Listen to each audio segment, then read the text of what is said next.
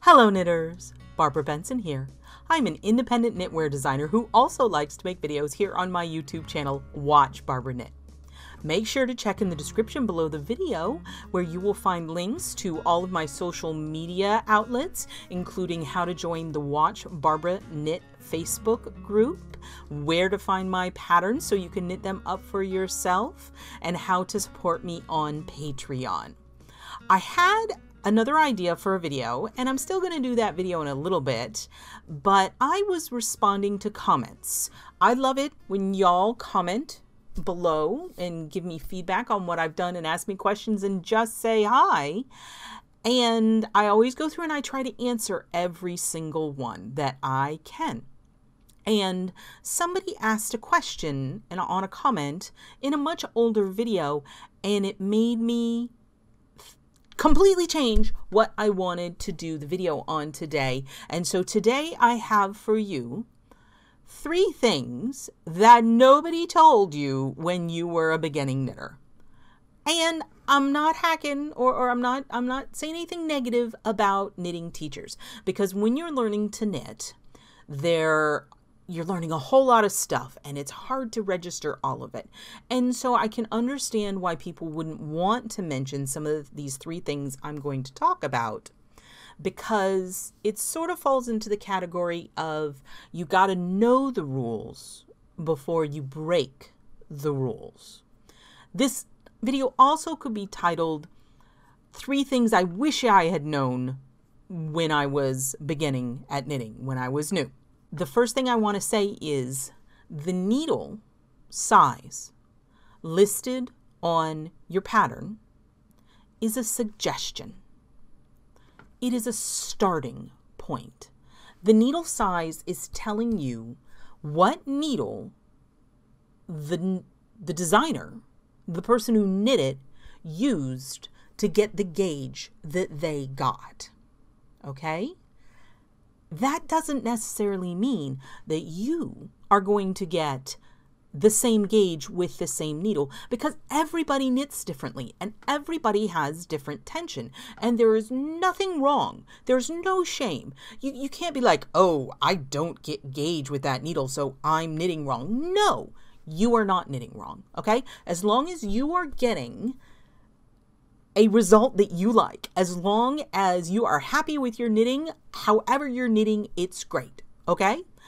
And the question that the commenter asked was, how do I knit more loosely? That I knit tightly, and how do I knit more loosely?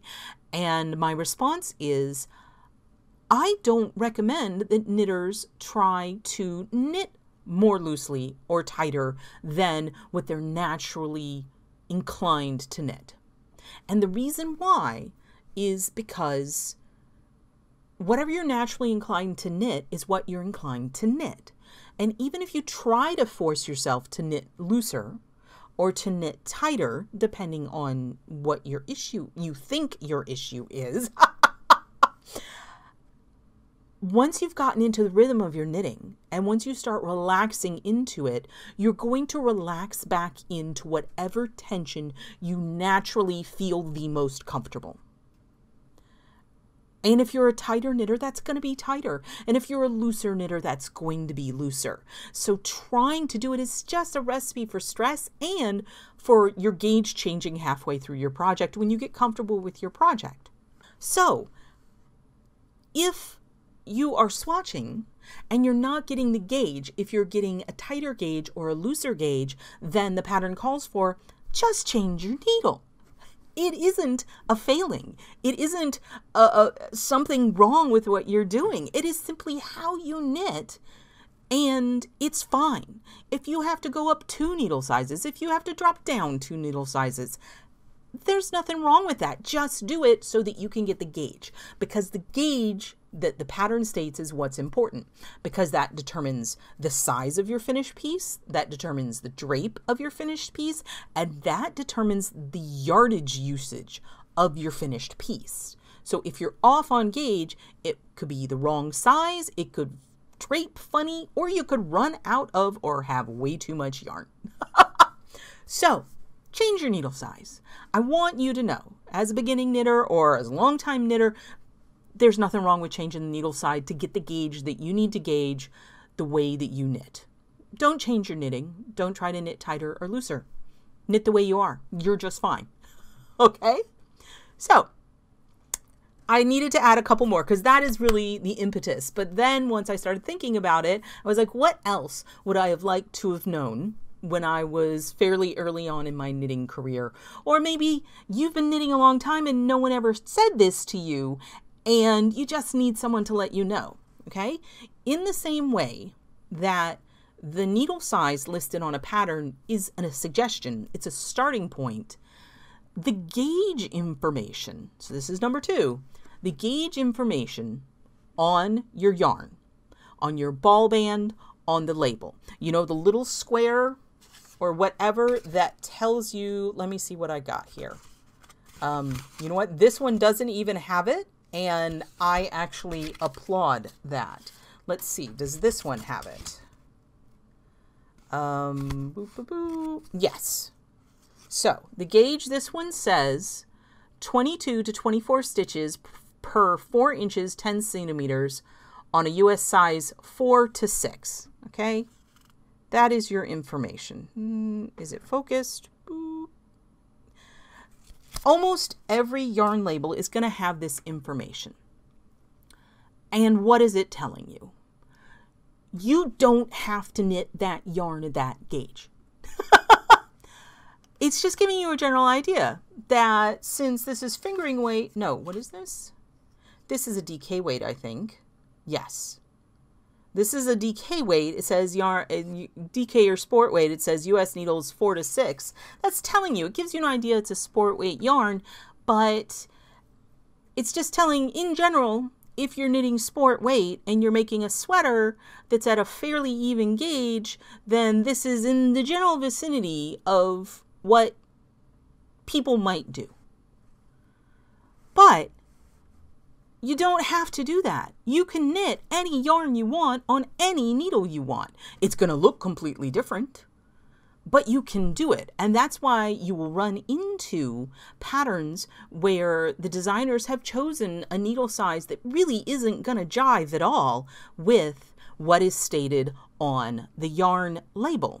When I design fingering weight shawls, normally they're knit on size 5 or size 6 needles. If you look a ball of yarn that's fingering weight, it's going to suggest needle size anywhere from 0, maybe up to 2. Because they're assuming you're knitting it at a density to make a sock. We're not making a sock. I can use whatever needles I want and make it look however I want. When you knit really skinny yarn on like a size 10 needle, you get something that looks like instant lace, and it's amazing. If you need a heavy yarn on a thinner needle, you're going to get it more dense. That's something that you use a lot if you're knitting stuffed animals, because you don't want the stuffing to come out. You want that fabric to be like tight so that none of the like things pop out. You know, you don't want the fuzz or the BBs or the beans or whatever's going on to come out of your work. So the second thing is the gauge listed on your yarn is just a suggestion. Okay. And when you're looking at gauge, you need to pay way more attention to the needle size, the yarn weight, and the gauge stated on the pattern than what your yarn says.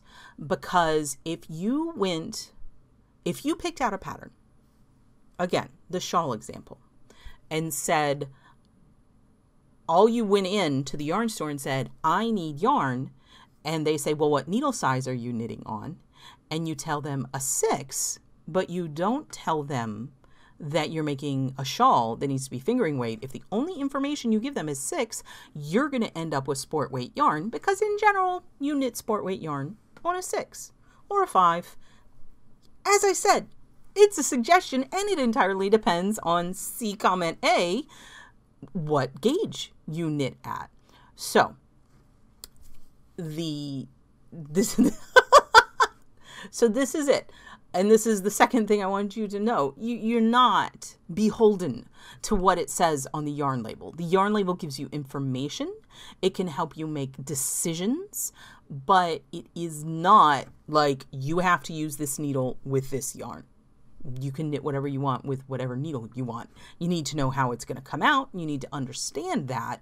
Again, look at your pattern, see what yarn weight it calls for, see what needle size it calls for, and use that from your starting point. Now, I do want to make sure that while I say you can change your needle size to get the gauge you need to get, I do not recommend changing the yarn weight, because if you change the yarn weight on a pattern, then things are going to get all crazy, and you're going to need to look at my video about how to substitute yarn weights. So for beginners, I do not recommend that. So 1, 2, and then, oh, do want to mention the gauge listed on your pattern, blocked. That's a blocked gauge. When you are swatching to find out your gauge, you need to swatch, and you need to swatch in the manner that you knit. So if you're knitting your project flat, you swatch flat. If you're knitting your project in the round, you swatch in the round. And then you have to block it, and you need to block it in the way that you're going to block the final piece. And only after it's blocked and completely dry, then is where you measure to see if you've gotten gauge. So if you haven't taken the yarn off the needles, you can't get gauge. Just going to let you know that. And then the third thing, because I wanted to make sure this video was chock full of information that I think beginning knitters don't realize or aren't told, is the cast on in most patterns is a suggestion. Now, for some patterns, they're going to call for a specific cast on. And if you don't understand that cast on and what it's bringing to the party, then you might want to stick with that cast on. But if you know that it's calling for stretchy cast on A, and you only know or prefer stretchy cast on B, you can use the cast on that you want to use.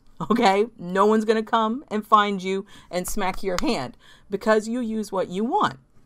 If it is a toe up sock that calls for, you know, Jenny's Magic cast on or whatever you want to do, that it's a toe up cast on, you know what, if you don't like that one, you can substitute the Turkish one. You can substitute something that is going to give a similar effect if it is a cast on that you prefer how it's executed.